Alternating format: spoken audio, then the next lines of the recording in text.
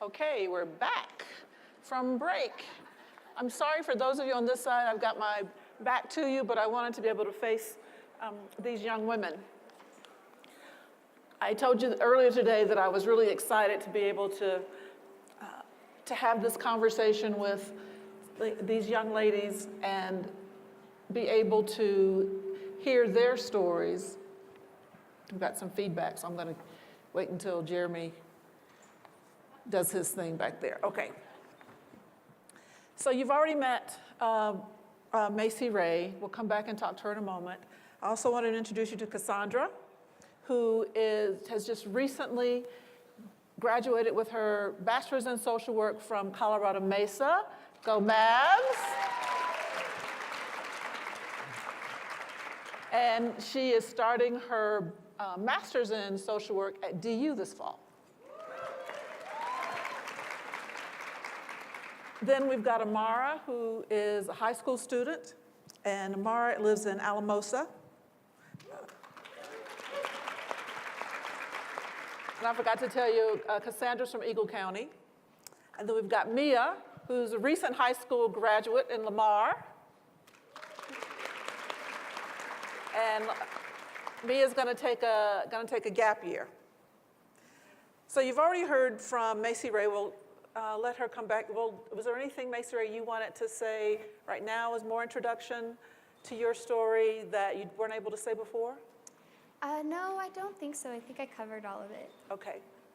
So we're going to give these other young ladies an opportunity to kind of tell you their stories, and then we're just going to have a conversation, and the conversation is just between the four of us.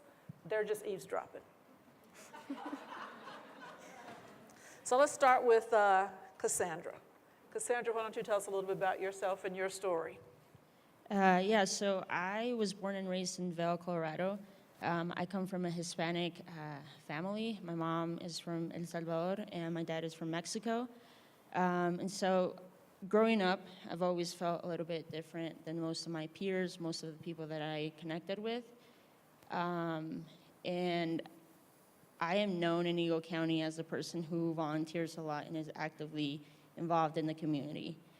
And so I built this persona of, being happy and, just life is great for Cass. She's doing good, she's going to school, high school, involved in sports, has a good group of friends. However, nobody really knew the other side of what was really going on, not even my family. I dealt with a lot of depression and anxiety, and I've dealt with this since I would say, in 8th grade, middle school. And it primarily had to do a lot with me trying to figure out who I was. Being Hispanic is tough, but then you add the toll of trying to figure out your sexuality.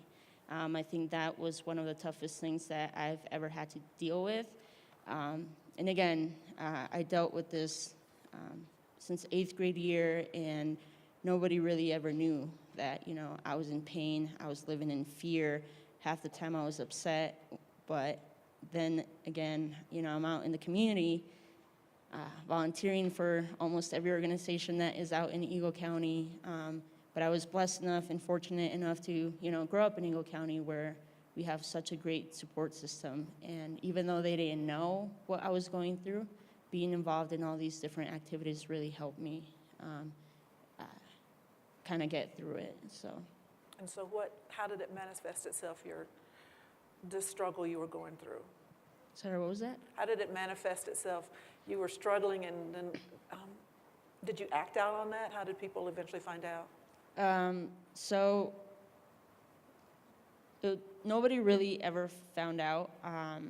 It was freshman year in college when I got a full ride scholarship, and I started off at the community college before I transferred to Colorado Mesa University. However, Colorado Mountain College is unique in the way that it has a campus down by, in between Carbondale and Glenwood, which is called Spring Valley.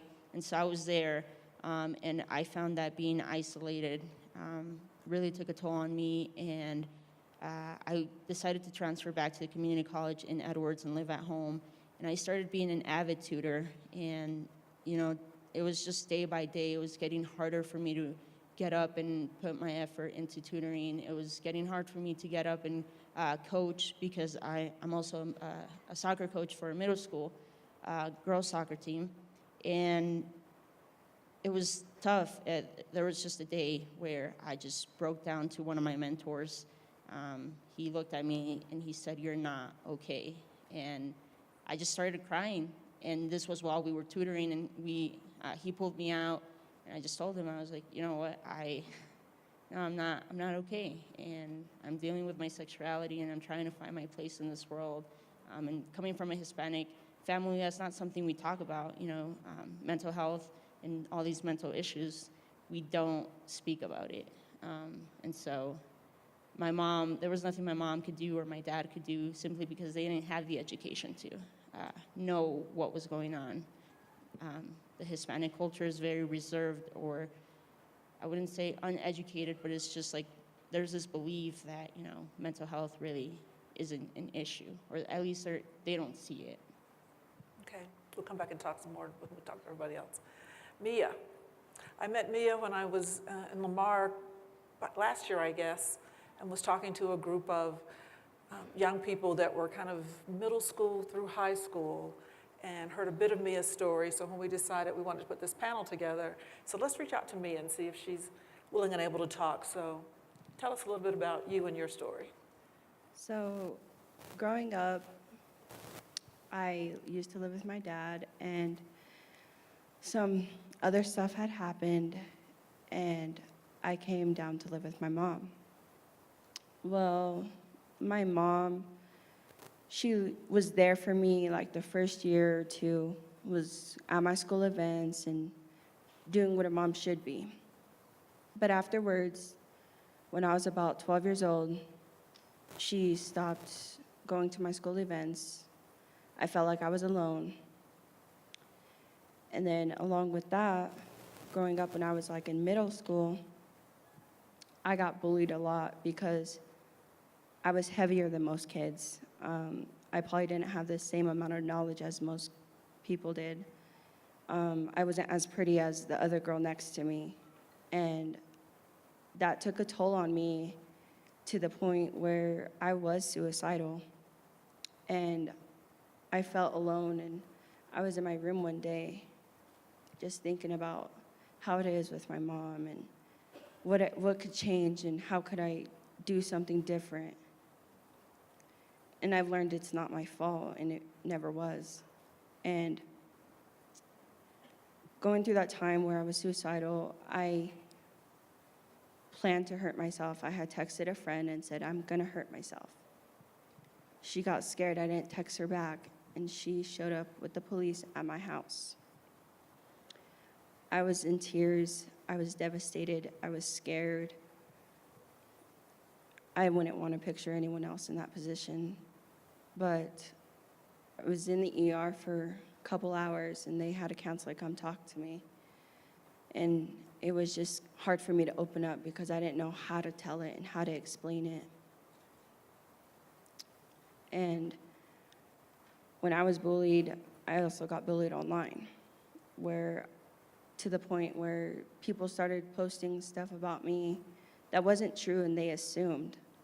And it was hard for me to get past that, and like, how could it get off there to the point where it doesn't ruin my life? But it kept continuing, and I tried to tell the school. The school did nothing about the bullying. They never suspended the girl. I got messages wanting to fight me, calling me fat, worthless, and much more. And it's crazy to think that bullying does take a toll on people, and I would never want to do it on anybody else. And in November 26th, 2017, I'll never forget, I was in a rollover car accident with two of my friends. We were driving on a dirt road. We went too fast, and we hit a bump, and the tire got the gravel, and we flipped the car twice.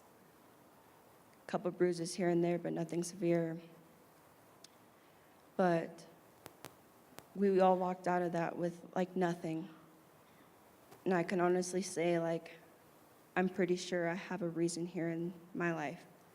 From graduating and getting through what I went through, is that God has a plan for me.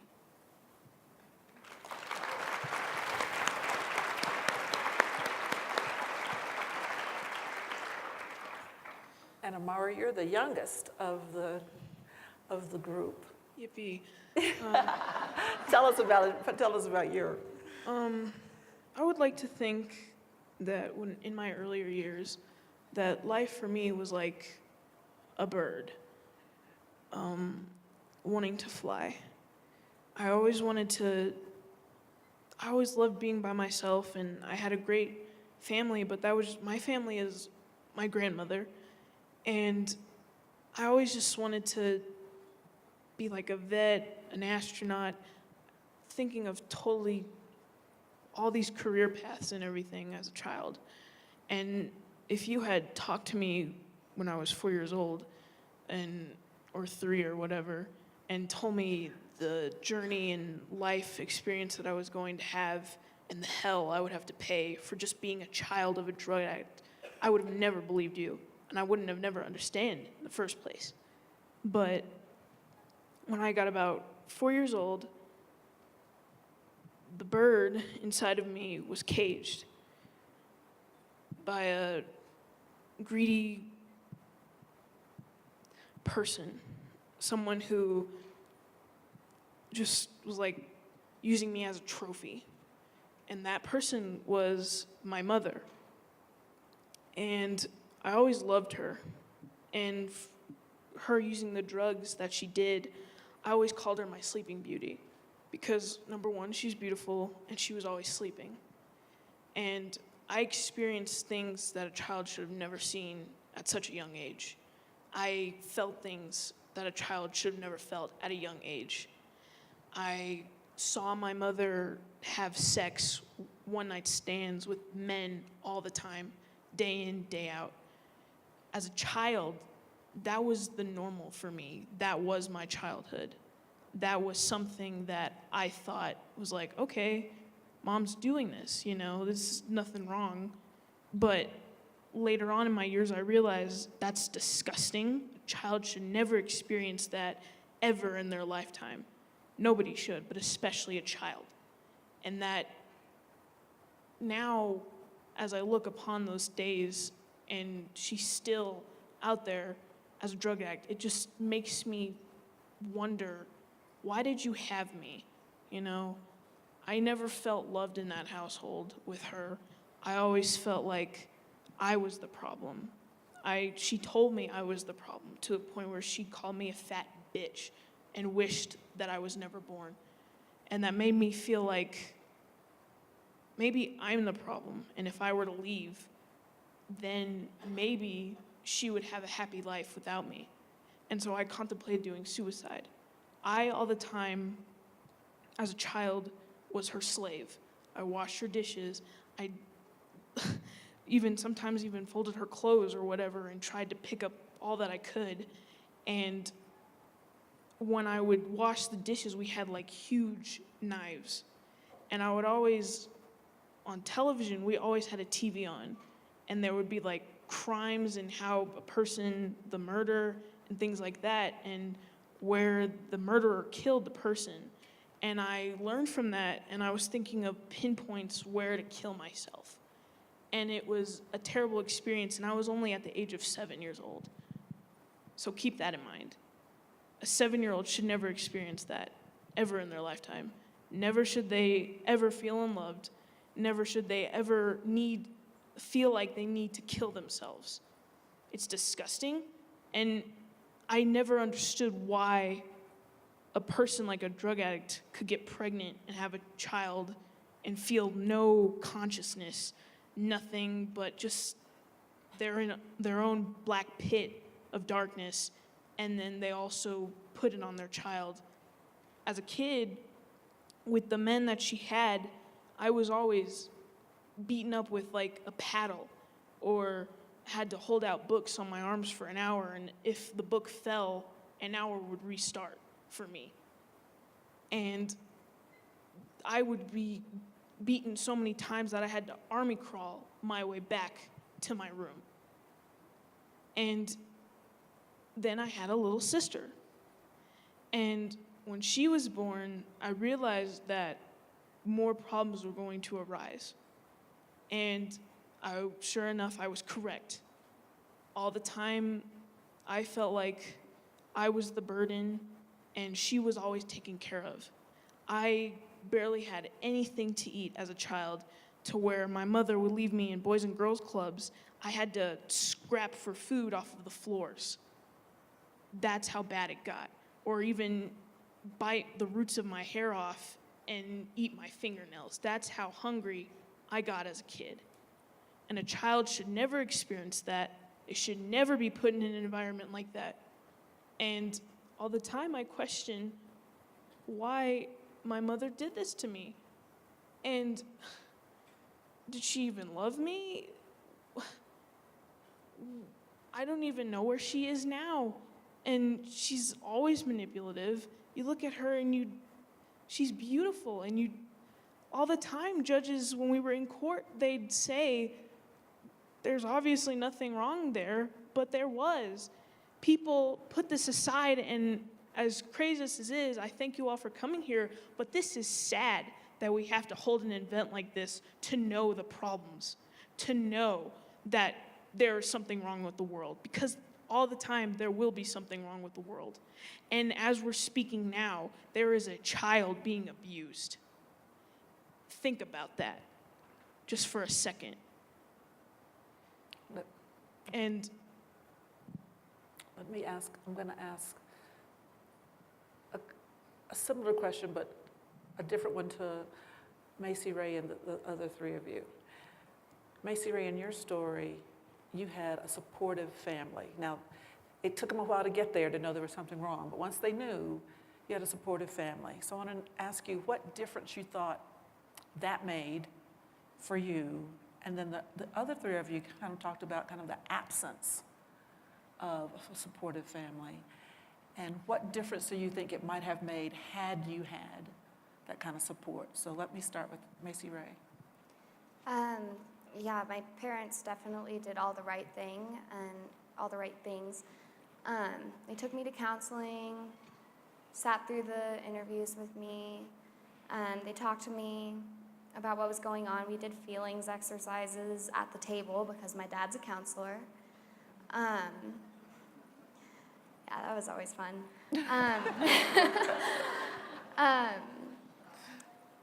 They were perfect, and I really do think that they did an amazing job as parents, but something was wrong with me. And again, that wasn't their fault. That was something that just happened, and it came out of nowhere. We didn't know why. And it made it really hard having such good parents. I surrounded myself with my friends because they had horrific stories. They had a reason to be depressed, to be suicidal, to be hurting themselves, and I didn't. So I sort of created this codependent relationship with them so that I could live vicariously through them. And without that justification, I hated myself all the more, and it just felt so worthless. So yeah, that pressure to be better, be the perfect daughter of the perfect parents was impossible for me to deal with, and it hurt deeply. Cassandra, what difference do you think it might have made had your parents been able to support you? Well, my family is very, very supportive. My mom is super supportive. It's just the lack of knowledge that is missing.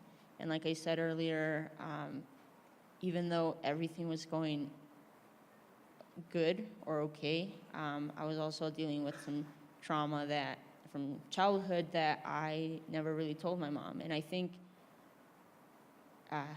I thank her a lot. She's done a lot, and my dad as well, and my community has done a lot. But I just, like stated before, it's more so of who I am as a person. I think if my family would have known a little bit more about mental issues, I think they would have tried to help me, but because they didn't know how to help you. they didn't know how to help me exactly. They didn't know the warning signs of a depressed teenager, because I'm sure I showed them at home. I was always angry at my mom, and to this day I feel super bad because she was always just loving me and supporting me and caring for me, and my dad did too. My two little sisters always hugging me, and I just always felt this anger inside of me, and it all has to do back with childhood trauma that I never really expressed, and my sexuality that has taken a big effect in my life, especially in a small town. Amara, how do you think might have been differently for you had your mom not been an addict? Sounds like your grandmother was there for you. Do you imagine how your life might have been different? I always dreamt of it as a child. I can't really imagine because I'm here today, and I'm glad that I'm able to express and show people that these things happen. And so I guess you could say I wouldn't really have it any other way. There's some things that I'm thankful for, and there's some things that I need to grasp, and I want my mother, but I would say that there's been some passages and doors that have opened with these experiences that have happened. So honestly, I would like to say I wouldn't have it any other way.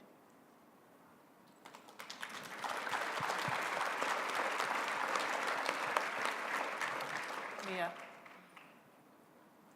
I'm gonna go with, I honestly wouldn't want it any other way because my grandparents were very supportive through everything that I had been through. They put food on the table, they put clothes on my back, and a roof over my head. And they were there to talk to me when I needed it the most, and sometimes I didn't take it, and that's what hurt me.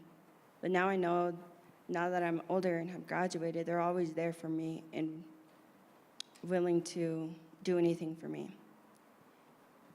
And I can look back and see that the things that I have been through and that I've dealt with my mom, that I've told myself since I was like 16, 17, that I don't want to be like her.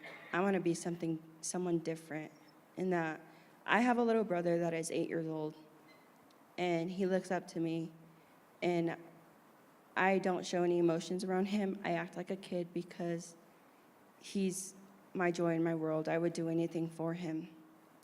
And so I'm always willing to be there for him because I don't want him to go through the same thing I went through, because it would just be painful for me to see my little brother go through that. All of you, not all of you, but most of you have talked about wanting to getting to the point where you were wanting to hurt yourself.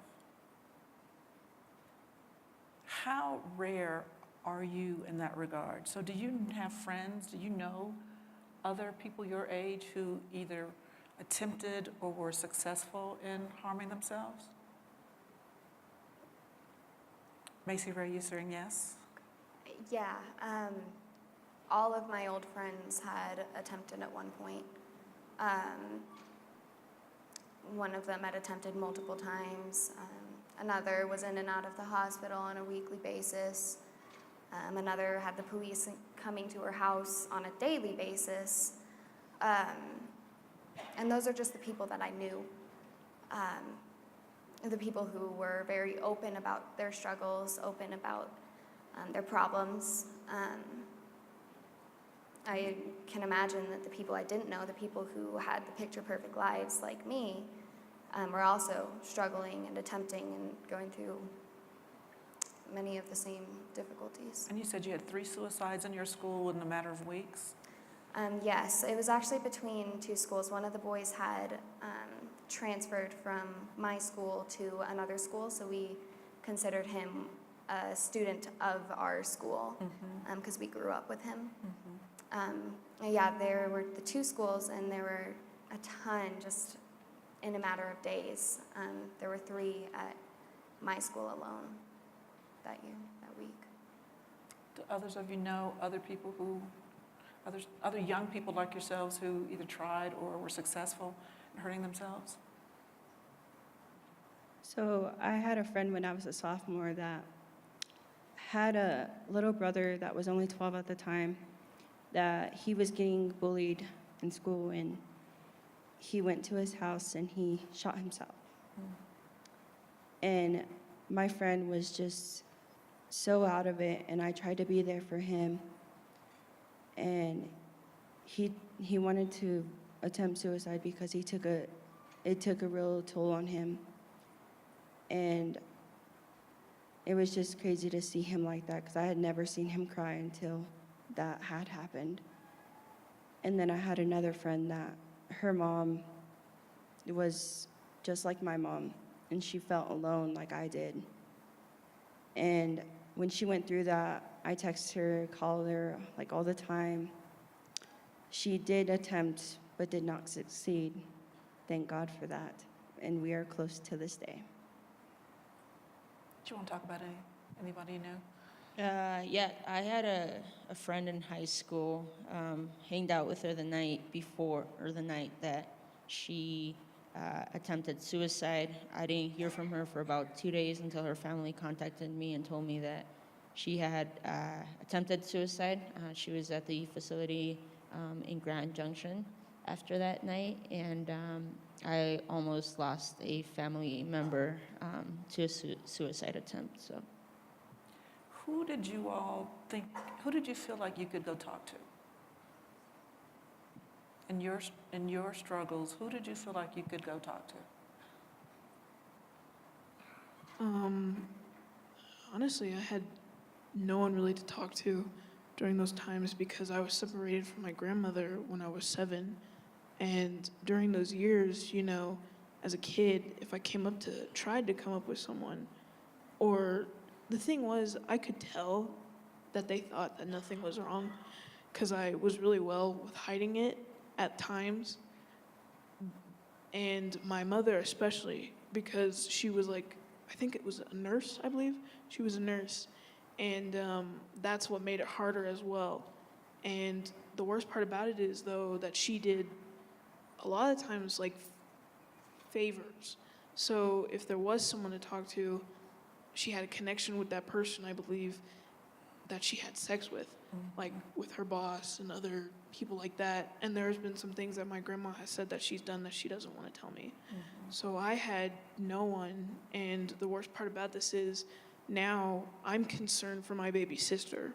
She's in that environment with my former stepdad, and I can, by the looks of it, she's very malnourished and everything, and I'm concerned for her.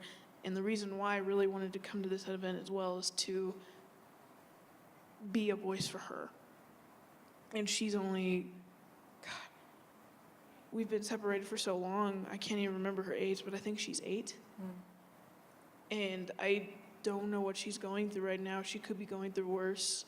And it scares me as a sibling because when I was with her, I was like the mother. I was the one who took care of my mom when it should have been the other way around. I was the one who changed my baby sister's diapers. And it got to a point to where instead of thinking of wanting to kill myself, and this is morbid and dark, I wanted to kill them. I couldn't handle it. I thought of points when my mother was sleeping to sneak in and stab her with one of the knives, and then even think about doing that to my baby sister when she was just a little baby. And then as we grew up, you know, that's when I started getting the suicidal thoughts as well there.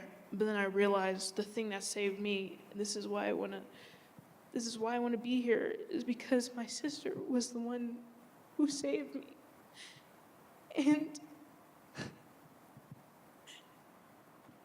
I'm just so concerned. It's okay, it's okay.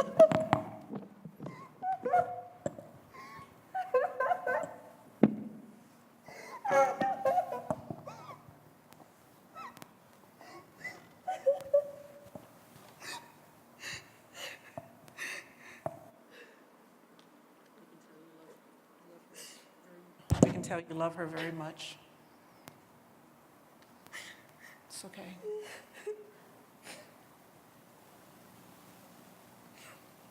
She's lucky to have you as a sister.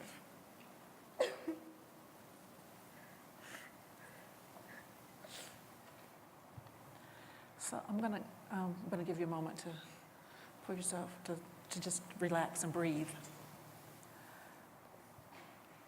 Mia, you talked a lot about bullying, that you felt bullied. The other two, you didn't talk about that, but how real is that? How much did that take a toll on you, and what forms does that take, and how dangerous is that? It was just dangerous because, like, it never really got physical, but it did hurt me emotionally to the point where I was suicidal, and some people just seemed to not care, and I didn't talk to anybody. I kept it in for so long that this is like my first time telling my story of how I was suicidal and how I was bullied, because I never was really open to talking to anybody, because I felt like if I was to talk, I would get in trouble from my mom or my grandparents for telling my story. And to be bullied in school, it hurt me to the fact where I couldn't focus. I had a hard time being in class. I had a hard time going up in front of people, which is by far the biggest crowd that I'm talking to today. So,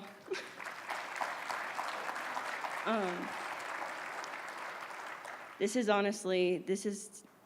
letting me step out of my comfort zone, and it is a big leap of faith for me. I'm glad that I have the support from all the people here and to tell me that it's gonna be okay and I'm gonna do great, because that honestly means a lot. Any bullying? Were either of you to experience bullying? Sorry about earlier. That's okay. I was actually, instead of being bullied by students, I was actually bullied by teachers. And the subject that we were talking about earlier, that was another problem. I couldn't go to anyone because those teachers were bullying me. And What did that look and sound like? it was terrible. I have a problem with the spatial area of my brain because of my mother's alcohol abuse that she did while she was pregnant with me. And because of that, the spatial area of my brain is affected, and I can't do math. You could give me like one problem and it'd take me like probably an hour just to get like a number written down.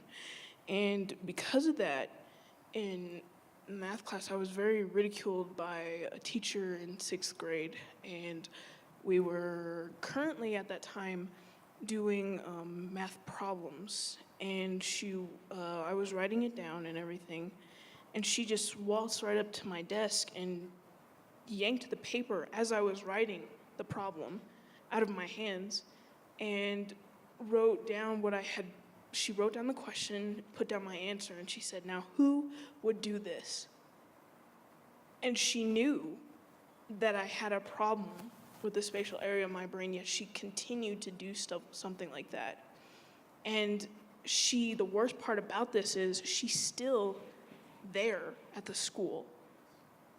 And so that was my experience with bullying. And then there was a time in the 5th grade to where I had a teacher, and it's kind of weird, but it'll make sense. She put us in a group where we had to decipher which one was best. And it was either cats or dogs. And that's stupid, number one. 'Cause like, I'm both a cat and a dog person, and someone could like a goldfish, you know? So, and she put a ton of kids on the dog side and put us on, I think it was like maybe 4, 6 kids on the cats. And I remember we all huddled together and we were like, they can see at night. That's a good reason to have a cat. And we're all like, yeah, sure.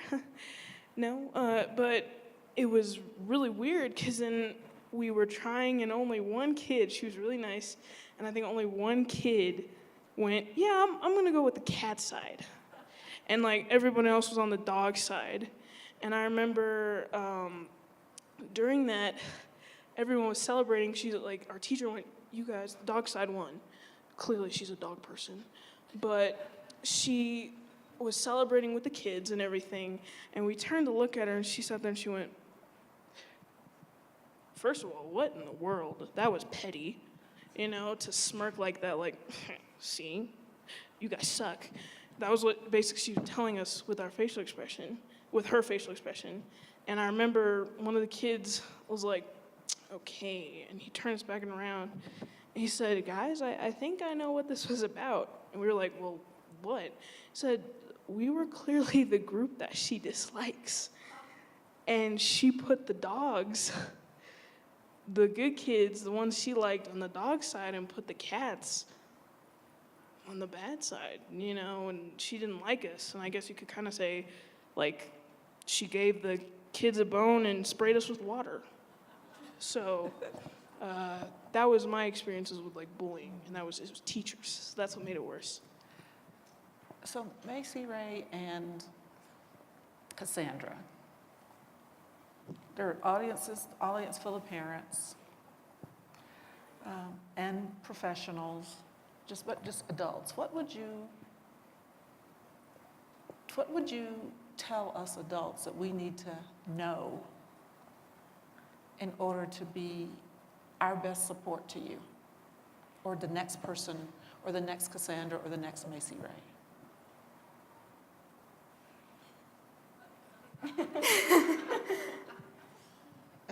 I would say sit down to truly listen. I know, as professionals, as parents, you have a very, very busy schedule.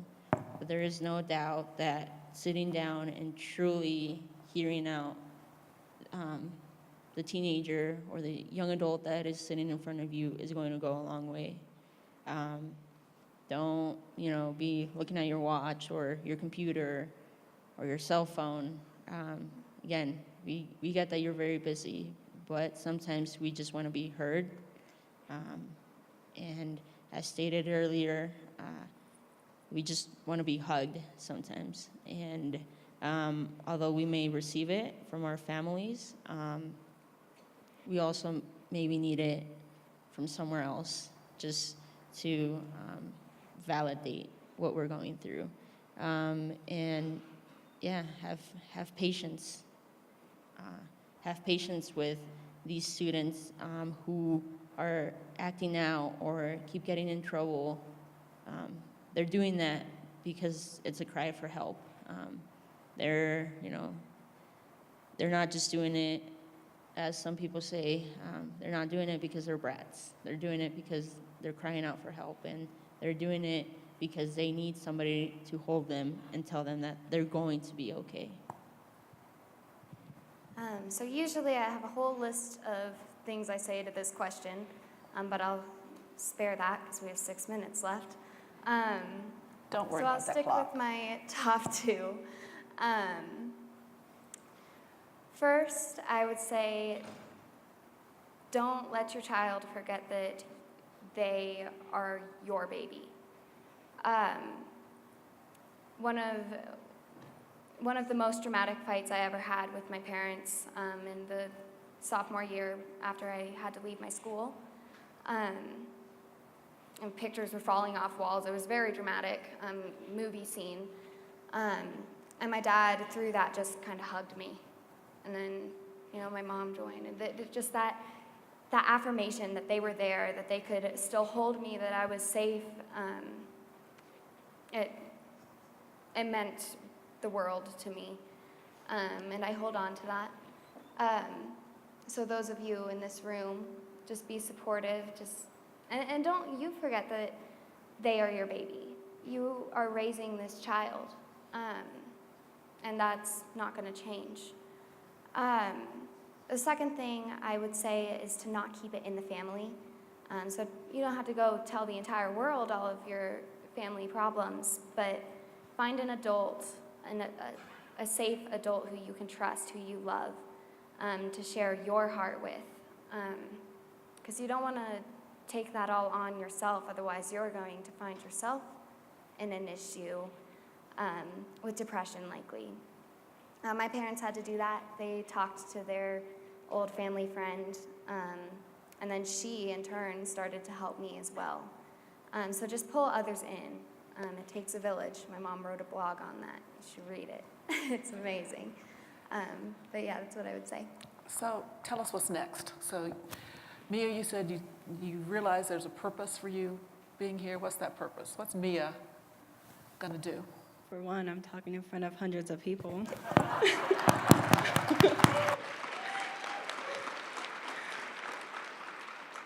And for two, I'm taking a leap year of college because I want to find out what I want to do.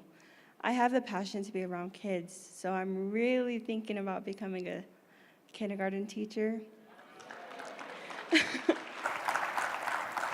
But we'll see where the road takes me, because for what I've been through, I want to just help little kids, and I want to be there for them and just kind of be a kid again with them so they don't have to go through that, and just be a light for them in this dark place that they may be in or may not. But I always want to let my light shine, and I never want to let it go dull again. Thank you, Mia. Amara, I know you care deeply about your sister, but you also have some plans for what you want to do. So tell us about that. Well, bird's out of the cage now. I definitely soar with my writing. I do creative writing. I fell in love with it.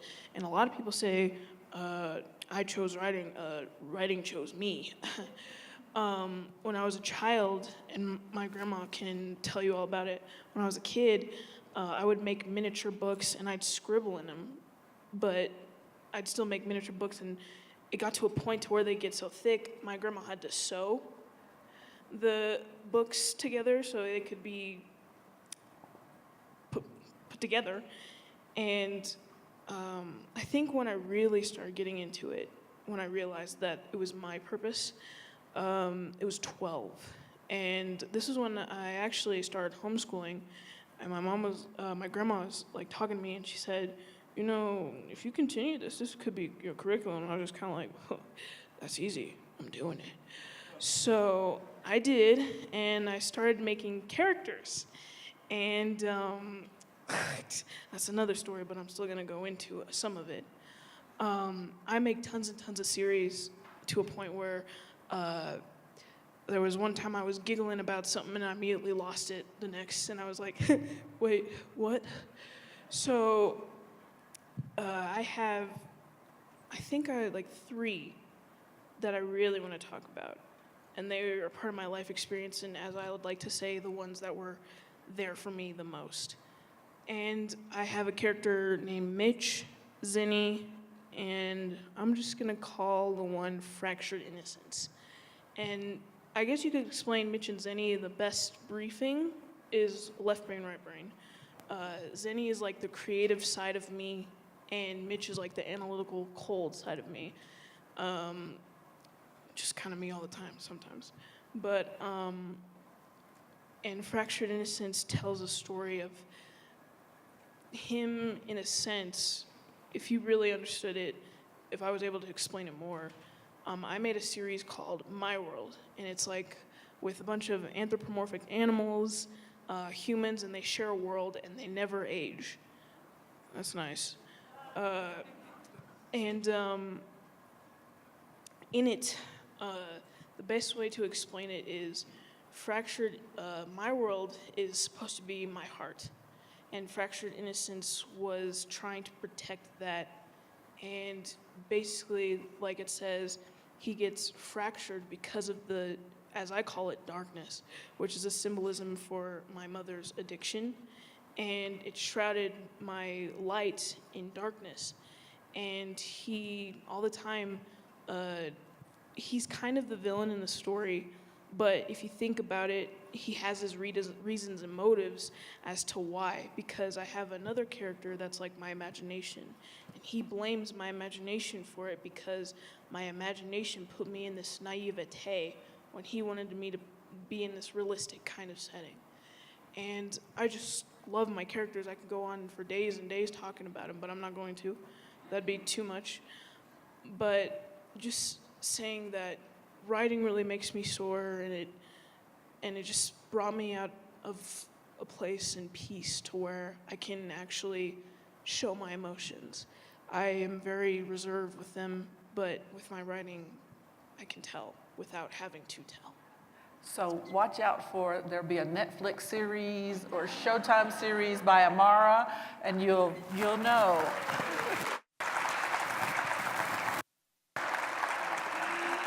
Cassandra. What's next? First off, I guess just continue appreciating in the community that I live in, and the constant support from my friends, my family, and the community and all the mentors. And finishing grad school in hopes to become a licensed clinical social worker.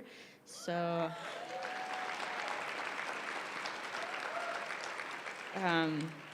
once I do that, I hopefully will be able to work in Eagle County in the behavioral health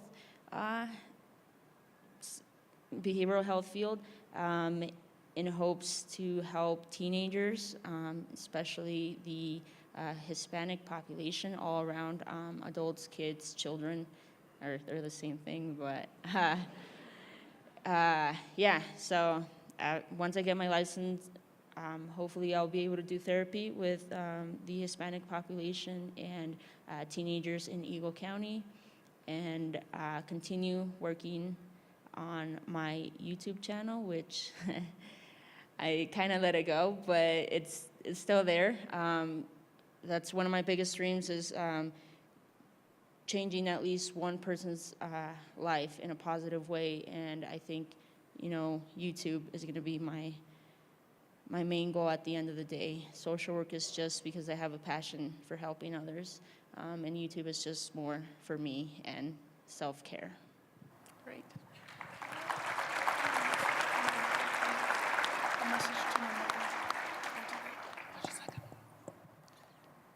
It's my turn. Macy.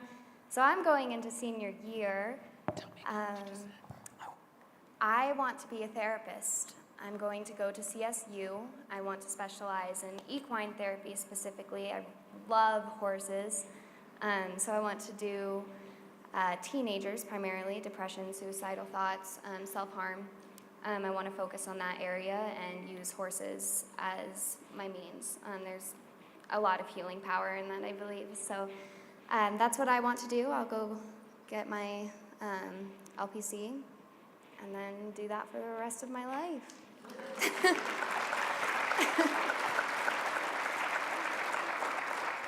And Amara wanted to end with a message to her mother. I don't know if she's going to see this or not. She may not. She knows about some of the stuff I'm doing, but even though you've hurt me, even though you've brought me down, and even though you've made me ashamed or want to be someone else to the point where I don't even want to associate with my gender sometimes, I still love you. Even though you had one-night stands, even though you brought me down and smacked me, I still love you. And I hope somewhere in you, you love me too. And I hope somewhere in you, you can see and no longer push me out or shove me and my grandma away, your own mother. And I just want to say, I love you, Mom, and you're my world. Even though it may not seem like it, you are. And I hope one day I can be your world too.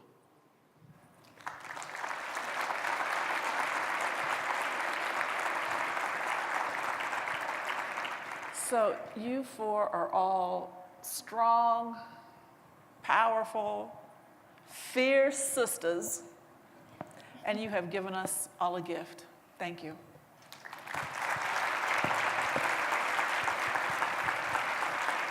Look.